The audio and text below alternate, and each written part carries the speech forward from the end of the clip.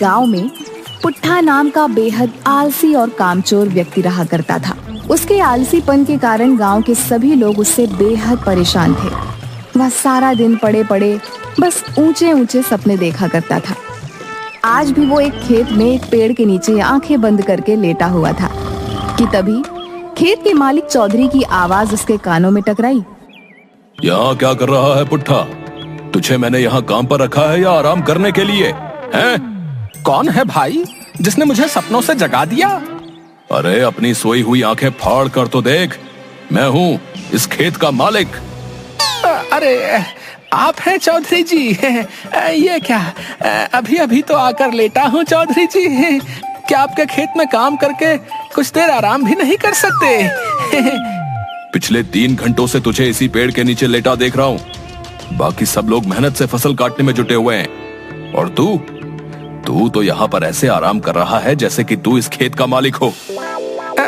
चिंता मत कीजिए चौधरी साहब, एक दिन वो भी आएगा जब मैं तुम्हारे जैसे न जाने कितने खेतों का मालिक बनूंगा। दरअसल बात यह है कि ये छोटे मोटे काम मेरे लिए नहीं बने हैं, मैं कुछ बहुत बड़ा करने के लिए बना हूँ। हाँ पुट्ठा, मैं तो तुझे धक्के देकर उसी दिन निकाल देता जिस दिन मैंने तुझे काम पर रखा था, मगर क्या करूं, तेरी पत्नी के आंसू देखकर मैं पिघल गया। लेकिन अब मैं और ज्यादा तुझे बर्दाश्त नहीं कर सकता। मैं यहाँ पर मजदूरों को काम करने की तनख्वाह देता हूँ, आराम करने की तनख्वाह नहीं देता। ठीक है, अगर आप मुझे काम पर नहीं रखना चाहते तो मुझे कोई फर्क नहीं पड़ता, लेकिन 10 दिन जो मैंने जी तोड़ करके मेहनत की है उसके पैसे तो मुझे दे दो। तेरा दिमाग तो ठीक है पुट्ठा, पिछले 10 दिनों में तूने 12 घंटों में 12 मिनट भी काम नहीं किया। किस बात के पैसे? देखो चौधरी, किसी गरीब को दबाना अच्छी बात नहीं होती। अरे आपने फिल्मों में नहीं देखा क्या, जब भी कोई अमीर आदमी किसी व्यक्ति को उसकी तनख्वाह नहीं देता था तो वो गरीब डाकू बन जाता था। भाई पुट्ठा की बात सुनकर चौधरी हंसने लगा। डाकू बनने के लिए भी बहुत मेहनत लगती है पुट्ठा, पता है तुझे? बंदूक उठानी पड़ती है, घुड़सवारी करनी पड़ती है। तुझसे तो वो भी नहीं होगा। इससे पहले कि मैं तुझे धक्के देकर यहाँ से निकाल दूं, सीधी तरह से यहाँ से मेरी आंखों के सामने से दूर हो जा। चौधरी का गुस्सा देखकर पुट्ठा डर गया और चुपचाप अपने घर चला गया।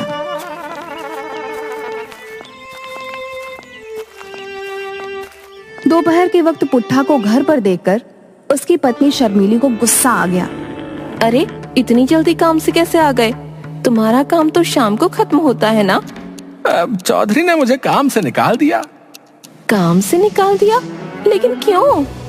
अरे मैं उसके खेतों में 10 मजदूरों के बराबर जी तोड़ मेहनत करके काम कर रहा था। कुछ मिनट पेड़ के नीचे आराम करने के लिए क्या बैठ गया है, वो बुरी तरह से भड़क गया।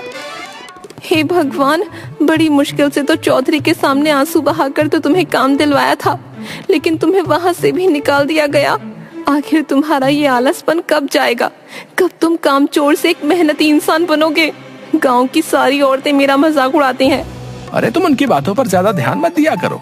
कितनी बार कहा है कि औरतों की तो आदत ही है एक दूसरे का मजाक बनाना। तुम्हें अपनी पत्नी का मजाक उड़वाना तो मंजूर है, लेकिन काम करना मंजूर नहीं है। अरे और पत्नियों को तो शिकायत रहती है कि उनके पति उनके साथ ज्यादा समय नहीं बिता पाते। तुम्हें तो खुश होना चाहिए शर्मिली कि तुम्हारा पति तुम्हारे हमेशा आसपास रहता है। इस तरह से तुम्हारे आसपास होने से मुझे क्या फायदा? इससे तो अच्छा तुम गायब हो जाओ। रसोई घर में कल रात ही आटा खत्म हो गया और राशन भी बिल्कुल नहीं है। मुझे कोई मतलब नहीं है, कहीं से भी लाओ पर राशन लेकर आओ। मैं राशन कहाँ से लेकर आऊंगा शर्मिली? चौधरी ने मुझे 1 पैसा भी नहीं दिया। पैसे काम करने के दिए जाते हैं, आराम करने के लिए नहीं दिए जाते। जो भी हो, मैं तुम्हें काम पर लगवाते लगवाते तंग आ चुकी हूँ। जाओ किसी से उधार मांग कर लाओ या डाका डाल कर लाओ, लेकिन आज तुम्हें महीने भर का राशन लेकर आना है। उसके बाद तुम महीने भर आराम से चाहे तो सोते रहना। मैं तुमसे कुछ नहीं बोलूंगी। और सुनो, राशन लिए बगैर घर में घुस मत जाना। इतना कहकर शर्मिली ने वहां रखा चाकू गुस्से से उठा लिया। ये क्या कह रही हो शर्मिली? मैं तुम्हारा पति हूँ, क्या तुम मुझे मारकर विधवा बनोगी? इससे तो अच्छा मैं विधवा ही सही रहूंगी। कम से कम मुझे सुकून तो होगा कि मैं विधवा हूँ, मेरा पति मर चुका है। शर्मिली का गुस्सा देख पुट्ठा तुरंत बाहर आ गया और बड़बड़ाते हुए बोला, हे भगवान, बच गया आज। ये शर्मिली को आज क्या हो गया? आज तो मेरी खैर नहीं। आज तो शर्मिली ने साक्षात काली का रूप ले लिया। लेकिन मैं राशन कहाँ से लेकर आऊंगा? गांव के हर व्यक्ति से तो मैं उधार मांग चुका हूँ। कोई तरकीब तो निकालनी पड़ेगी, नहीं तो आज शर्मिली मुझे नहीं छोड़ेगी। हाँ। तभी शर्मिली अंदर से चीख कर बोली, बाहर खड़े मत रहो, महीने भर का राशन लेकर आओ। जाता हूँ।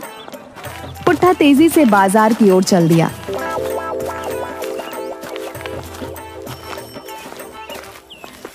मगर कुछ ही दूर जाकर वह थक गया। कितनी गर्मी है, मुझे तो थकान सी महसूस हो रही है। एक काम करता हूँ, किसी पेड़ की छाया में बैठकर थोड़ा आराम कर लेता हूँ। हाँ, और वहीं बैठकर कुछ सोचता हूँ कि ये राशन पानी का जुगाड़ कहाँ से किया जाए। पुट्ठा एक पेड़ के नीचे जाकर आंख बंद करके लेट गया। तभी उसके कानों में किसी साधु की कड़कदार आवाज टकराई। उठ जा कामचोर, यहाँ क्यों लेटा है? पुट्ठा ने देखा कि एक साधु उसे गुस्से से घूरे जा रहा था। अब तुम्हें मेरे यहाँ आराम करने से क्या दिक्कत होने लगी साधु जी? हैं? मुझे परेशान मत करो। अच्छा खासा मैं सपनों की दुनिया में खोया हुआ था। जिस पेड़ के नीचे तू सपने देख रहा है वो पेड़ मेरा है। क्यों? इस पेड़ पर तुम्हारा नाम लिखा है क्या? है? इस समय मैं इस पेड़ के नीचे बैठकर तपस्या करता हूँ। तपस्या करनी है साधु जी तो हिमालय की चोटी में जाकर तपस्या करो, भगवान प्रसन्न होंगे। मैं तेरे बारे में सब जानता हूँ। तो इसमें नई बात क्या है? मैं इसी गांव का रहने वाला हूँ, वो तो सभी जानते हैं। मैं जानता हूँ कि तू इस वक्त क्या सोच रहा है। पुट्ठा उठकर खड़ा हो गया। क्या सोच रहा हूँ बताओ? तू सोच रहा है कि तू महीने भर का राशन कहाँ से लेकर आएगा और कैसे लेकर आएगा। अरे आप तो वाकई बहुत पहुंचे हुए साधु हैं, लेकिन इससे मुझे क्या घंटा फर्क पड़ता है? अरे मन की बात है तो बहुत से साधु बता देते हैं, पर मदद कोई नहीं करता। पुट्ठा की बात सुनकर साधु मुस्कुराते हुए बोला, अगर मैं तेरी मदद करूंगा तो क्या तू मेहनती बनेगा? जब तुम मेरी मदद करके मुझे धन दौलत दे दोगे तो मुझे मेहनती बनने की क्या जरूरत है? लेकिन वो सब बातें बात की हैं, तुम मेरी मदद कैसे कर सकते हो? पुट्ठा की बात सुनकर साधु ने अपना हाथ हवा में घुमाया कि अचानक एक मुर्गी साधु के हाथ में आ गई। अरे साधु जी, आप तो जादूगर भी मालूम होते हो। ये जादू नहीं मूर्ख, सिद्धि है। तुझ जैसा आम इंसान नहीं समझेगा। अब मेरी बात को ध्यान से सुन। इस मुर्गी को अपने घर ले जा। क्या साधु जी हैं? इस मुर्गी का भला मैं अचार डालूंगा? अरे मैं और मेरी पत्नी तो शाकाहारी हैं। मूर्ख व्यक्ति, पहले मेरी बात तो पूरी सुन। ये मुर्गी रोज एक अंडा देगी। समझ गया साधु महाराज, आगे बोलने की जरूरत नहीं है। और मैं उस अंडे को बाजार में बेच दूं? मूर्ख, ये तुझे रोज सोने का अंडा देगी। तू उस सोने के अंडे को रोज बाजार में बेच आना। धीरे धीरे करके तू अमीर हो जाएगा और तेरे सारे सपने पूरे हो जाएंगे। इसमें तो बहुत वक्त लग जाएगा साधु जी। मैं रोज रोज करके इसका अंडा देने का इंतजार नहीं कर सकता। मुझे आप ऐसी मुर्गी दे दीजिए जो एक बार में ही ढेर सारे सोने के अंडे दे दे, और फिर ये मुर्गी तो कल से अंडा देगी। मुझे तो अभी महीने भर का राशन लाना है। साधु ने क्रोधित होकर अपना हाथ दोबारा हवा में लहराया और मुर्गी गायब हो गई। तू सिर्फ कामचोर ही नहीं बल्कि मूर्ख भी है। अब जो भी हो साधु जी, मुझे तो तुरंत अमीर बनना है। साधु ने अपना हाथ फिर से लहराया कि तभी उसके हाथों में एक कुल्हाड़ी आ गई। ये ले, इस कुल्हाड़ी को अपने साथ लेकर जा। इस कुल्हाड़ी की खासियत ये है कि तू इस कुल्हाड़ी को जिस पेड़ पर भी चलाएगा, ये कुल्हाड़ी उस पेड़ को अपने आप काट देगी और तू उन लकड़ियों को बाजार में बेच आना। ये कैसी बातें कर रहे हैं साधु जी? हैं? कुल्हाड़ी ही देनी थी तो सोने की देते। अब आप ही बताइए, लकड़ियां बेचने तो मुझे बाजार जाना पड़ेगा ना, उसमें मेहनत लगेगी, वो मैं नहीं कर सकता। पुट्ठा की बात सुनकर साधु बुरी तरीके से झुंझला गया। तो फिर तुझे क्या चाहिए? साधु की बात सुनकर पुट्ठा बहुत ही गहरी सोच में डूबते हुए बोला, फिलहाल तो मुझे आपके पास जितने भी पैसे हो वो मुझे दे दीजिए, ताकि मैं महीने भर का राशन भरवा लूं। पुट्ठा की बात सुनकर साधु ने एक नोट निकालकर पुट्ठा को थमा दिया। ये ले। ये तो सिर्फ 50 रुपए है। इससे महीने भर का राशन तो क्या, आज का भी राशन नहीं आ पाएगा। आपको पता भी है महंगाई कितनी हो गई है। कहाँ तो आप सोने का अंडा देने वाली मुर्गी मुझे दे रहे थे, और आपकी अपनी जेब से निकला क्या सिर्फ 50 रुपए। मूर्ख व्यक्ति, मैं अपने पास सिर्फ उतने ही पैसे रखता हूं जितना मैं अपने पेट में अन्न ग्रहण कर सकूं। बाकी सिद्धि और मोह माया की बातें तेरे जैसा बेवकूफ क्या जाने। तेरा कुछ नहीं हो सकता। इतना कहकर साधु वहां से चला गया। चलो कम से कम 50 रुपए तो मिले। पुट्ठा 50 रुपए लेकर बाजार घूमने लगा। तभी पुट्ठा की नजर गांव में बनी एक नई छोटी सी दुकान पर पड़ी, जहां पर गरम गरम समोसे बन रहे थे। लगता है ये दुकान नई है और समोसे बनाने वाला भी इस गांव में नया लगता है। ये समोसे की खुशबू बहुत अच्छी आ रही है। चलो एक काम करता हूँ, कुछ समोसे इसी 50 रुपए के खरीद लेता हूँ। अगर राशन का जुगाड़ नहीं हुआ तो शर्मिली समोसे खाकर ही पेट भर लेगी। कम से कम समोसे खाकर उसका गुस्सा तो शांत हो जाएगा। पुट्ठा सीधा समोसे की दुकान पर चला गया। पुट्ठा दुकानदार से बोला, लगता है इस गांव में नए हो। जी बाबू साहब, कुछ दिन पहले ही मैंने दुकान खोली है। सुना है इस गांव में काफी खुशहाली है। हाँ हाँ वो तो है। वैसे एक समोसा कितने का दे रहे हो? 5 रुपए का एक समोसा है। इस महंगाई ने भी कमर तोड़ दी है भैया। हमारे बचपन में 1 रुपए के 5 समोसे आया करते थे। वो जमाने लद गए साहब। शहर में तो ये समोसा 10 रुपए का मिलता है। सही है, ये लो 50 रुपए। 10 समोसों का पैकेट बना देना। मैं कुछ देर बाद आपसे आकर ले लूंगा, ठीक है? ठीक है। पुट्ठा समोसे वाले को पैसे देकर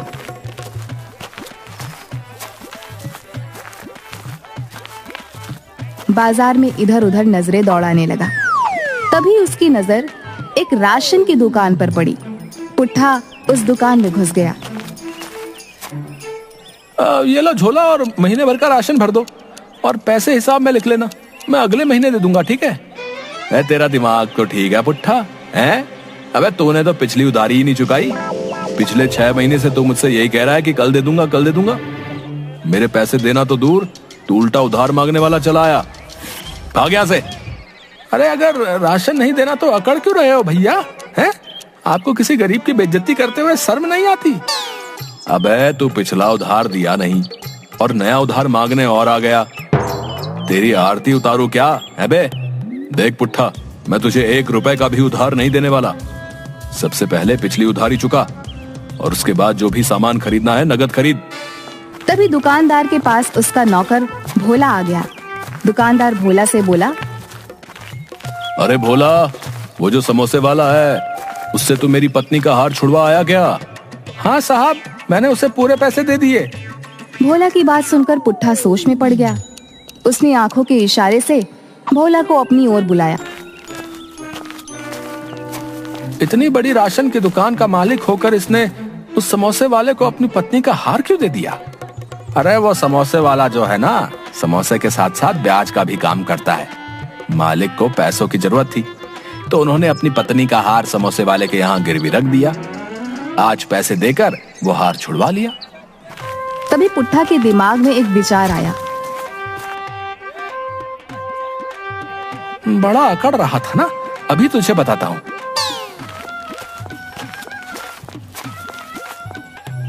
पिछली उधारी कितनी थी मेरे ऊपर? सब मिलाकर पूरे 5000 रुपए। मैं जानता था तुम मुझे उधार नहीं दोगे, इसीलिए मैं अपनी पत्नी की अंगूठी चुपके से ले आया था, और मैंने उसे 10,000 रुपए में समोसे वाले के पास गिरवी रख दिया था। तुम एक काम करो, पूरे 5,000 रुपए का राशन मुझे दे दो, और अपने नौकर भोला को मेरे साथ समोसे वाले के यहाँ भेज दो। मैं समोसे वाले से पैसे दिलवा लूंगा। पुट्ठा की बात सुनकर दुकानदार सोच में पड़ गया। तेरी बीवी के पास सोने की अंगूठी कहाँ से आई बे? अरे मैं कामचोर हूँ, लेकिन मेरी बीवी अच्छे परिवार की है। उस बेचारी को तो पता भी नहीं है कि मैंने उसकी अंगूठी गिरवी रख दी है। दुकानदार ने पुट्ठा की बात पर यकीन कर लिया और पूरे 5,000 का राशन उसे दे दिया और भोला को पुट्ठा के साथ भेज दिया। पुट्ठा उस समोसे वाले से दूर जाकर खड़ा होकर बोला, अरे समोसे वाले भैया। जी भैया। वो 10 का पैकेट तुम भोला को दे देना। ठीक है भैया। भोला ने समझा कि पुट्ठा 10,000 रुपए की बात कर रहा है। पुट्ठा भोला से बोला, 10 का पैकेट ले, अपने मालिक के मुंह पर मार देना।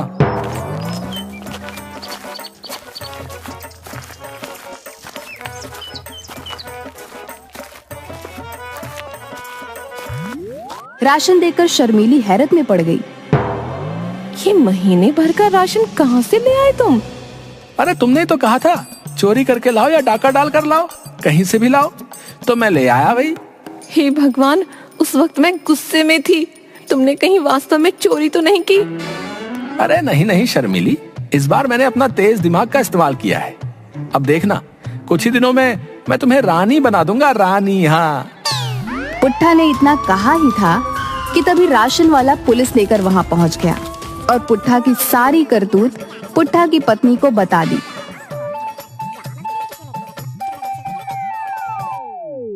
रे लोगों को बेवकूफ बनाता है बे। चल थाने ले जाकर तेरी वो पिटाई करूंगा कि तू लोगों को बेवकूफ बनाना भूल जाएगा। मुझे माफ कर दो थानेदार साहब, मैं आइंदा ऐसी हरकत नहीं करूंगा। रे तू माफी के लायक नहीं है, तू एक शातिर ठग है। फिल्मी स्टाइल में लोगों से ठगी करता है। जरूर तूने राजू चाचा मूवी देखी होगी। न, मैंने ऐसी कोई फिल्म नहीं देखी थानेदार साहब। अबे अगर ऐसी कोई मूवी नहीं देखी तो फिर उसी स्टाइल में ठगी करने का विचार तेरे दिमाग में कैसे आ गया? इन्हें माफ कर दीजिए थानेदार साहब, इनकी तरफ से मैं माफी मांगती हूँ। ये जो राशन दुकानदार साहब को बेवकूफ बनाकर लाए हैं, मैं वो पूरा राशन वापस करने को तैयार हूँ। इतना कहकर शर्मीली ने सारा राशन उस दुकानदार को पकड़ा दिया। पुलिस वाले को तो शर्मीली के ऊपर तरस आ गया और उसने पुट्ठा को छोड़ दिया।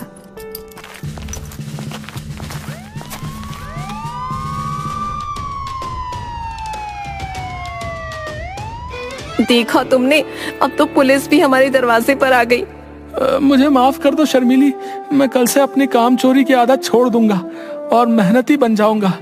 इससे अच्छा तो मैं उस साधु की बात मान लेता तो मैं ज्यादा फायदे में रहता। कौन सा साधु और कौन सी बात? पुट्ठा ने अपनी पत्नी को सारी घटना बता दी।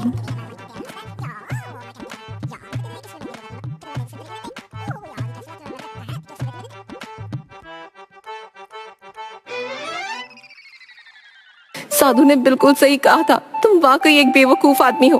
अपने नाम के मुताबिक पुट्ठा के पुट्ठा ही रहोगे। उस रात शर्मीली और पुट्ठा भूखे ही सो गए और अगली सुबह शर्मीली जब आंख खोलती है तो शर्मीली ने देखा उसके बगल में कुछ पैसे रखे हुए थे। शर्मीली ने तुरंत अपने पति पुट्ठा को उठाया। ये पैसे कहाँ से आए? पैसों को देखकर पुट्ठा सोच में पड़ गया। तभी सामने वही साधु प्रकट होकर बोला, ये पैसे मैंने रखे हैं बेवकूफ, क्योंकि तूने मुझसे पैसे ही मांगे थे। चाहता तो मैं तुझे सोना चांदी भी दे सकता था, लेकिन उससे तू और कामचोर हो जाता।